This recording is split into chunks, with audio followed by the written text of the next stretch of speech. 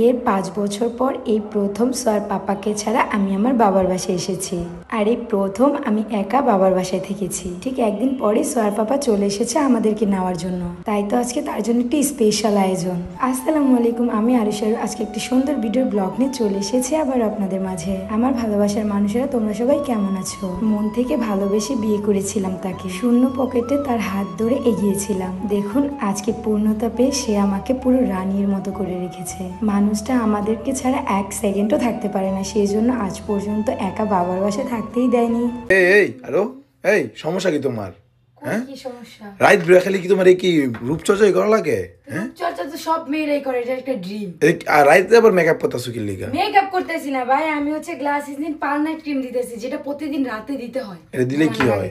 এটা দিলে instant by ফর্সা করে, স্কিনকে একদম নরম তুলতুলে করে তোলে, স্কিনকে ব্রাইট করে। 7 থেকে 10 শেড মাত্র 1 সপ্তাহের মধ্যে রেজাল্ট পাবে এই নাইট ক্রিমটা ইউজ করলে। তাই নাকি? হ্যাঁ, এটা ছোপ ছোপ দাগও দূর করে। আর এটার অরিজিনালটা শুধুমাত্র পাবে বিটাল কালেকশন পেজে। তাদের পেজে কিন্তু অনেক অফার চলতেছে, সো দেরি না করে এখনই পেজটি ভিজিট করে প্রোডাক্টগুলো অর্ডার দিয়ে নিয়ে নাও। তোমাদের সুবিধার জন্য আমি তাদের পেজ টিকটক আইডি মেনশন করে দেবো, এন্ড তাদের হোয়াটসঅ্যাপ নাম্বারটি হচ্ছে 0642127418। তোমরা মেয়েরা এই ক্রিম দিয়া বসে আর আমগুলো খালি মনে করো বড় বড় কথা কও না। আমি মনে করি সব ভালোবাসার মানুষেরা প্রতারক হয় না। কিছু কিছু মানুষ নিজের চাইতেও তার ভালোবাসার মানুষকে বেশি প্রায়োরিটি দেয়। আমার আব্বু মতো তাদের জামাই আসবে বলে কত কিছুর আয়োজন করছে। আমাদের বিয়ের তেমন কোনো করে অনুষ্ঠান হয়নি, তাই তো আমার জামাইকে আজ পর্যন্ত সাগরানাতে বসাতেই পারলাম না। তাই তো আব্বু বলছে আজকে যেহেতু আমার মেয়েকে নিতে আসবে, সেই জন্য জামাইকে জামাইয়ের আপ্যায়নে করে দেব।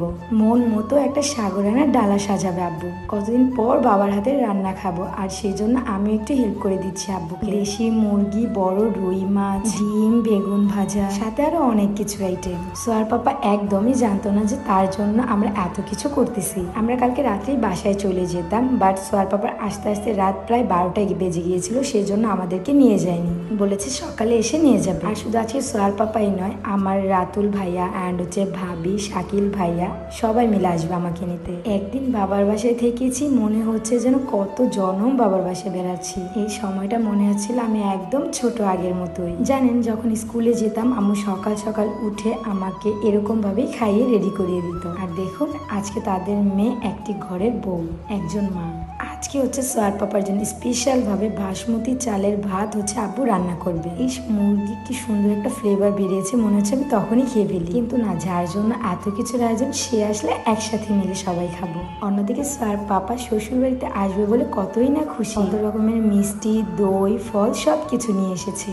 তারা যতটা খুশি তার থেকে বেশি খুশি হচ্ছে আমি। পৃথিবীতে এত ভাগ্য করে জন্মেছি বলেই হয়তো আমি তাদের মতো আমার কাছে মানুষ পেয়েছি। মাত্র একদিনের দূরত্ব আমাদের কাছে মনে হচ্ছে কত বছরের জন্য একে অপরকে দেখি না। আসলে মন থেকে সত্যিকারের ভালোবাসলে বুঝি এমনই ফিল হয়। আব্বু আমাকে বলতেছে সাগরানা আমি সাজিয়ে দিব, তাই তো এক এক করে জিজ্ঞাসা করে নিলাম কি করব, কোথায় কি দেব।